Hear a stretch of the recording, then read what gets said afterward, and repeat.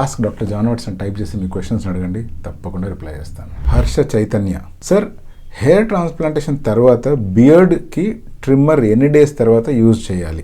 ఎవరెవరికైతే beard hair transplantation జరుగుంటుందో, అంటే beard లేనప్పుడు ప్రత్యేకించి తలలోంచి జుట్టు తీసి బియర్డ్ ఏరియాలో ఇంప్లాంట్ చేయడం కానీ, లేకపోతే ఎవరికైతే ముస్టాచ్ హెయిర్ ట్రాన్స్ప్లాంటేషన్ జరుగుంటుందో, ముస్టాచ్ హెయిర్ ట్రాన్స్ప్లాంటేషన్ చేసేటప్పుడు యూజువల్గా మనము బియర్డ్ ఏరియా నుంచే హెయిర్ తీసుకొని అక్కడ ఇంప్లాంట్ చేస్తాం.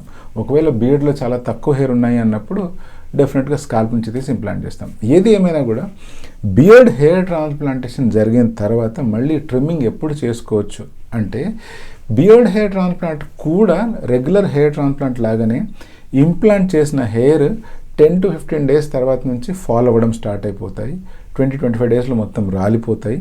ఇలా రాలిపోయిన తర్వాత మళ్ళీ గ్రో అవ్వడానికి 1.5-2 months ఆ పీరియడ్లో మళ్ళీ గ్రోత్ స్టార్ట్ అయిపోతుంది. సో మీరు ట్రిమ్మింగ్ అనేటువంటిది 15 to 20 డేస్ తర్వాత నుంచి స్టార్ట్ చేయాలి. అలా స్టార్ట్ చేసినప్పుడు అది సేఫ్, ఎగ్జిస్టింగ్ హెయిర్కి కానీ లేకపోతే కొత్తగా గ్రో అవుతున్న హెయిర్కి కానీ ఎటువంటి ఇబ్బంది కలుగజేయదు.